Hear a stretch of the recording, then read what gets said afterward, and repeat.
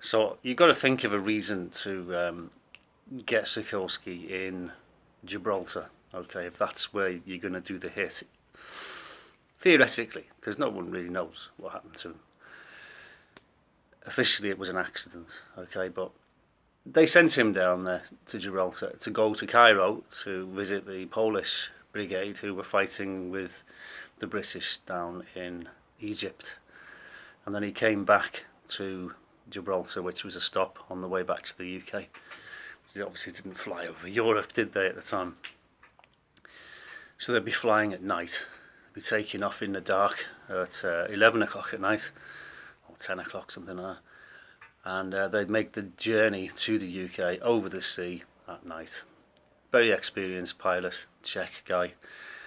And his account of what happened was quite interesting because everyone was in the plane. He'd done all his calculations, everything's weight and balance he was happy with.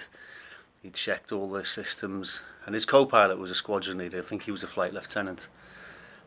And they taxied out. They taxied to the end of the runway.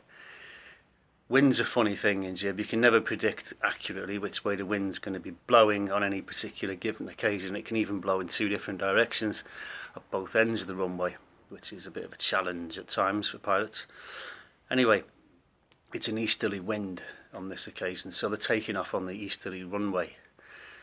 And he gets to the end of the runway, does all his power checks, and the last thing you do before you take off is you test the controls for full and free movement, the rudder pedals. And it's a very advanced aeroplane. This is a nose wheel 4-engine bomber we're talking about here, which had been modified for moving VIPs around.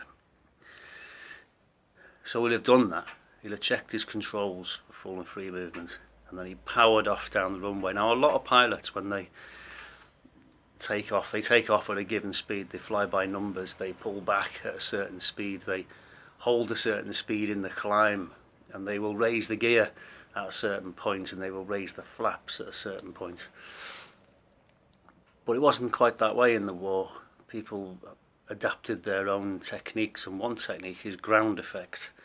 You can actually get the aircraft off the ground before it will fly, and it's held in a cushion of air just above the runway. It's called ground effect. So once the aircraft's airborne, you can build up a lot of speed by keeping the nose down and building up speed along the runway, and then once you've built up lots of airspeed, and it gets you off the ground. If it's a bumpy runway, it gets you off the ground quicker and things like this.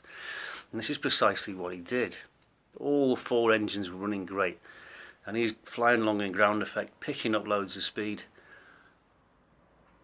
And then he said he raised the undercarriage, okay, pulled the lever up to raise the undercarriage, and went to pull back on the stick to raise the nose, and it wouldn't come back. And he thought, shit. And his actual report said he tried to trim it up, tried to wind the trim wheel up to try and get some, but the thing's going down now. It's at about 200 feet and it's starting to go down. It's dark and he's over water at the end of the runway. Right, and he's desperately trying to trim it and pull back, and his squadron leader co-pilot's trying to pull back, and they're not having it. It's not coming back. He's getting closer and closer to the water. So what does he do? Before he hits the water, he chops all 4 engines, all the power on all 4 engines. Bang! Thing hits the water. And because the undercarriage is still down, and this is the point that I'm making, remember this later, because with the undercarriage being down, bellying onto the water, the thing flicked over onto its back, snapped the tail off, and it sank within minutes.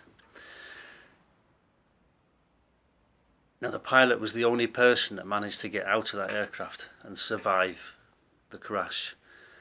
Okay? Rescue boats in Gibraltar. They had one little dinghy at the end of the runway on a chute, on a little bit of a slide, but the main boats were on the west side. And they took up to 6 minutes apparently to get round the rock. They had big Merlin engines in them and they could go like shit, but it still took them 6 minutes to get round to the side, and they picked up a few bodies and the pilot.